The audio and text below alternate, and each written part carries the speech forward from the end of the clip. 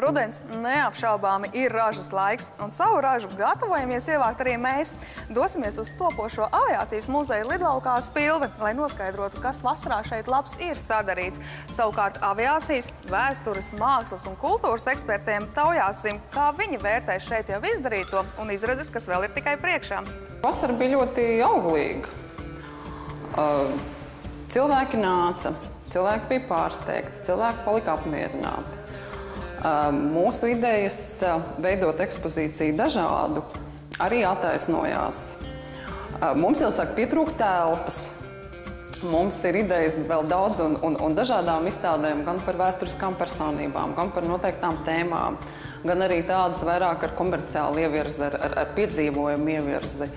Var sakot, ko darīt vēl ir daudz, mēs esam gatavi strādāt, bet tas, kas notika aviācijas svētkos, tas mums bija, tā teikt, punkts uz I, jo cerējām, ka būs daudz cilvēku, bet to, ka tā sajūta būs vienkārši tā kā pārpildītā metro, uz to mēs nebijām gatavi. Es tiešām nezināju, ka Rīgā dzīvo tik daudz cilvēku un ka viņi visi mīl aviāciju. Tiek lēsts, ka aviācijas svētkos Spilvi apmeklēja kā minimums 70 000 cilvēku. Papildus tam ne desmitos vai simtos, bet tūkstošos skaitāmi tie apmeklētāji, kuri uz Spilvi nāca arī laikā, kad nekādas īpašas aktivitātes te nenotika. Tā ka Spilves muzeja darbinieki pat smēja. Ja tagad pēc 10 gadiem būs pieplūdums aviācijas visās specialitātēs, tad tas būs zināmā mērā mūsu nopelns, jo tas, kāda interese bija tiem 5-gadīgiem, 6-gadīgiem puišeļiem, ka viņi visi metās virsū tos modeļus aptaustīt. Tas ir acīm redzams, to nevar nekādīgi nospēlēt. Vienvārdu sakot, Spilves muzeja darbinieki ir pārliecināti. Viņi dara darbu, kas ir vajadzīgs un kam ir nākotne. Turklāt dara to vietā, kas ir kā radīta aviācijas muzejam.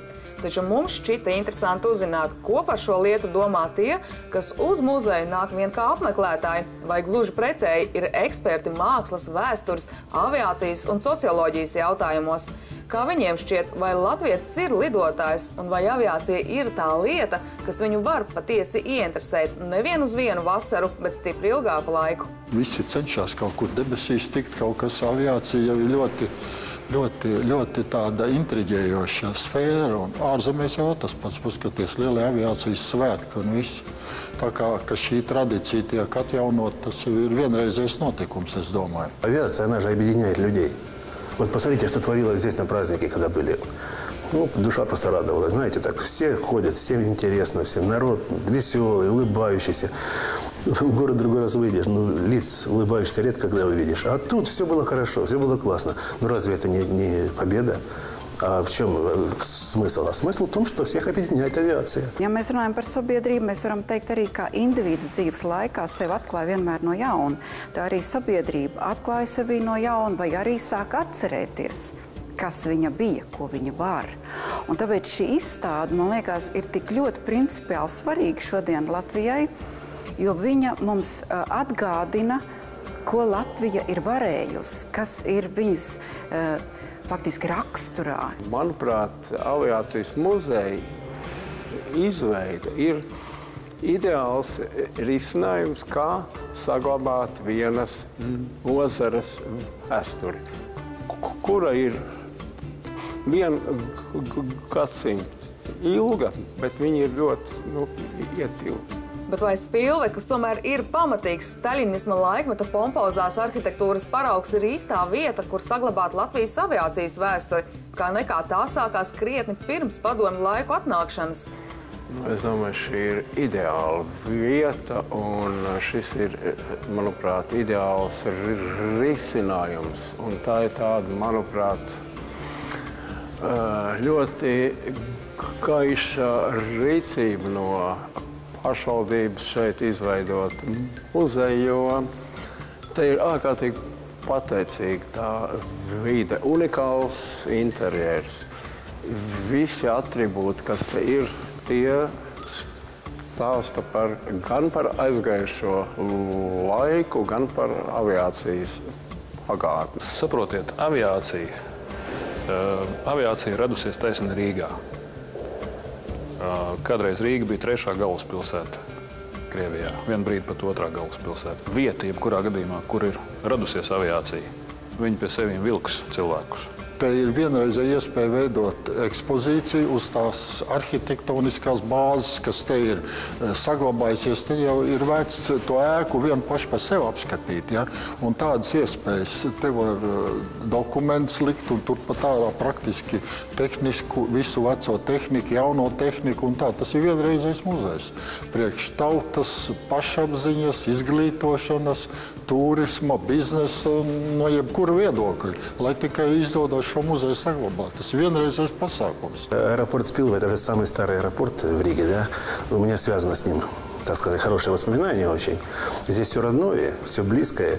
Вот, поэтому, ну как такой аэропорт, и мог бы так забвению отдать его? Нет, конечно. Šis staļiniskais ampīrs, ticiet man, viņš drīz vien būs ārkārtīgi nenovērtējami lielā vērtībā. Es pārliecināts, ja šī komanda turpinās strādāt, tāpēc 3-4 gadiem mēs redzēsim atjaunot ēku un ļoti grandiozu aviācijas subūvētas. Es gribētu, lai cilvēki, kas atnāk šeit, atcerās padomu sistēmas dubulto divkosību. Un atcerās, ka Spilve faktiski jau bija tā vieta, kur Latvijā notika lidojumi arī pirms Otrā pasaules kara. Nolobīt šo vienu vēstures kārtu, kā sīpolu mizu, redzēt visu to ideoloģisko uzslāņojumu un saskatīt to seju, kas pieder latviešiem. Un kāda būtu muzeja misija? Stāstīt par to, kas bijis, jeb raisīt interesi jaunajos, lai viņi kļūst par aviokonstruktoriem, inženieriem un lidotājiem? Mēs ieraugam šeit milzīgu resursu. Milzīgi resursi Latvijai, kur attīstīties. Ja Nacionālais attīstības plāns runā par industrijas attīstību un visiem šiem nepieciešamiem lēcieniem, tad te ir idejas, jo ja Latvija 30. gadu beigās ražoja mazās lidmašīnas, manuprāt, kad ir jāmēģina iekāpt otrais šai ūdenī. Man drīzāk šķiet, ka taisnība ir Freidam, ka aviācija tas ir nācijas vitālais spēks, jo aviācijā sublimējās cilvēku seksuālā enerģija. Un tas liek traukties augšā. Tur ir tā maģija. Bet vai katram jākļūst, kas atnāk pa konstruktoru, es neesmu pārliecināts. Lai viņš priecājās tāpat, jo aviācija, tu skaties uz to lidaparātu, nu viņš izsauc abrīnu. Nu kā var ar šitādu dzels kastu pacelties, bet var. Tātad tur sublimējās mūsu seksuālā enerģija. Arī tie, kas muzejā saimnieko, ir pārliecināti. Spilve, kas vieniem saistās ar laiku pat vēl pirms pirmās Latvijas izveides, bet citiem ar Padomju Savienību, patiesībā ir labākā vieta, kur turpināt attīstīt ideju par muzeju. Ļoti pateicīga ir kombinācija tieši šai ēkai un šai tēmai. Tā kā, tas ir atkarīgs tagad no mums, kā šo vietu padarīt cilvēkiem vēl vairāk vajadzīgu.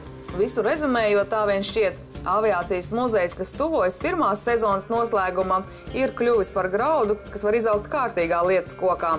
Bet ko pats muzejs redz kā savu galveno misiju un uzdevumu? Atslēgas frāze tev būs lidot. Un man likās, ka tas ir tas virsuzdevums, kas mums kā muzejam, kā sabiedriskam centram ir jāveic, atmodināt tieši šo domu. Tev būs lidot, mēs to varam.